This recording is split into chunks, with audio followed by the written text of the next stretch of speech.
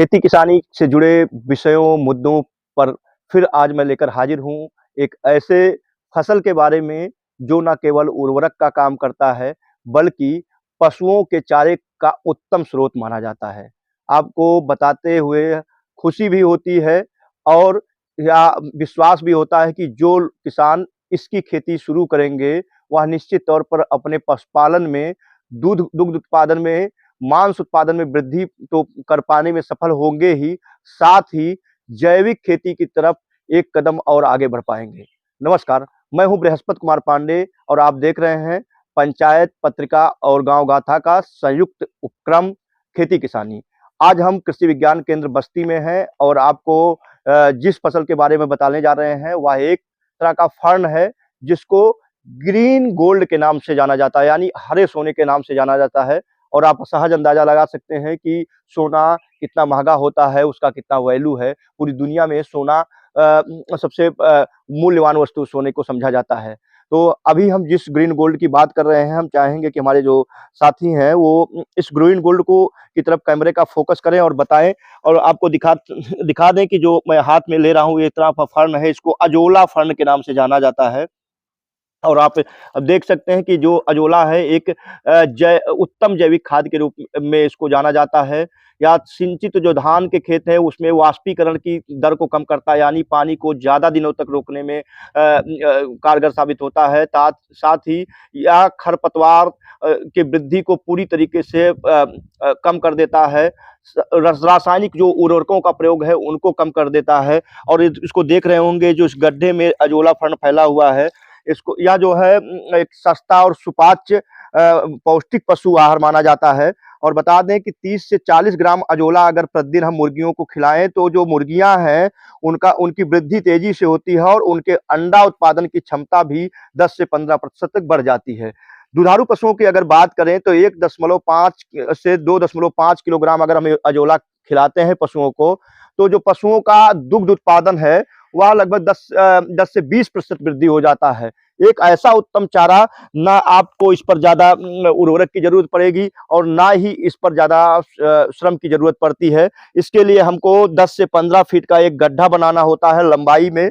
इसकी जो लंबाई होगी 10 से 15 फीट की लंबाई होगी और इसकी जो चौड़ाई है लगभग 3 से 4 फीट चौड़ाई होनी चाहिए और 1 से 2 फीट इसकी गहराई होनी चाहिए।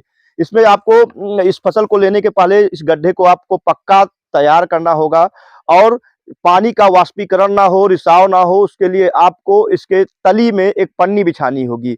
उसके बाद तली में पन्नी बिछाने के बाद आपको सबसे पहला जो काम करना है उसमें 10 से 15 किलोग्राम आपको मिट्टी की परत उस तली में बिछाना है और साथ ही आपको 3 से 4 दिन पुराना जो है गोबर की खाद इसमें पानी में घोल करके इसको आप पूरी तरीके से गड्ढे को भर देते हैं। लगभग 5 इंच पानी गड्ढे से नीचे होता है।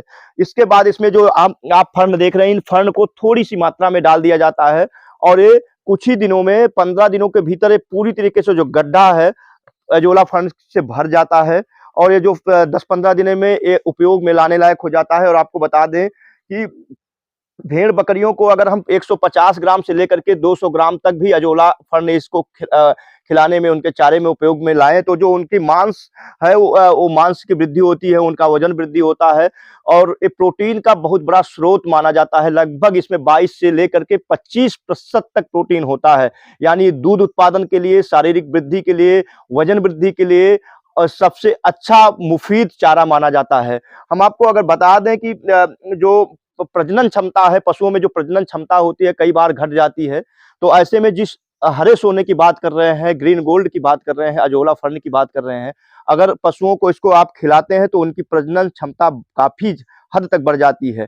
साथ ही अब फास्फोरस की कमी से पशुओं के पेशाब में जो रक्त यानी खून आने की समस्या होती है, अगर हम अजोला फर्न पशुओं को खिलाना शुरू कर दें तो ये समस्या भी दूर हो जाती है। और पर्यावरण के नजरिए से अगर हम अजोला फर्न की बात करें तो अजोला फर्न एक ऐसा फर्न है जो पर्यावरण में कार्बन डाइऑक्साइड की मात्रा को काफी कम कर देता है। ऐसे में पर्यावरण के नजरिए से भी इसको हम काफी अच्छा मान सकते हैं। हम आपको बता दें कि इसमें जो पोषक तत्वों की मात्रा होती है, इसमें प्रोटीन जैसा मैंने पहले बताया कि 22 से लेकर के 25% तक पाया जाता है। वहीं रेशे की बात करें तो रेशा भी लगभग 12.5% मात्रा इसमें होती है। वसा भी इसमें भरपूर मात्रा में होती है, लगभग 3.5 ग्राम होती है, प्रतिशत होती है। कार्बोहाइड्रेट 50% तक होता है।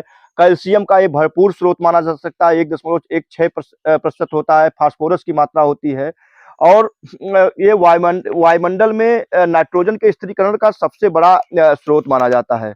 तो जो भी किसान भाई पशुपालन कर रहे हैं, धान की खेती करते हैं, वो सभी किसान भाई अजोला फर्न की खेती प्रारंभ करें। उसके लिए जो गड्ढा आप देख रहे हैं, 10 से 15 फीट लंबा एक गड्ढा बना लें। 3 से 4 फीट उसकी चौड़ाई होनी चाहिए, 1 से 2 फीट उसकी गहराई होनी चाहिए। इस गड्ढे को बनाने के बाद इसमें 10 से 15 किलोग्राम आप मिट्टी की परत बिछा दें। परत को बिछाने के पहले एक प्लास्टिक की पॉलीथीन बिछानी होगी, जिससे पानी का रिसाव बाहर ना हो, पानी का स्थिरीकरण बना रहे। साथ ही इसमें मिट्टी डालने के बाद आपको 10 से 15 किलोग्राम प्रति गड्ढे से के हिसाब से 3 से 4 दिन पुराना गोबर का घोल भी डालना होगा। उसके बाद इसमें आप एजोला फर्न थोड़ी-सी मात्रा में डाल देते हैं और एजोला फर्न पूरी तरीके से गड्ढा भर जाता है।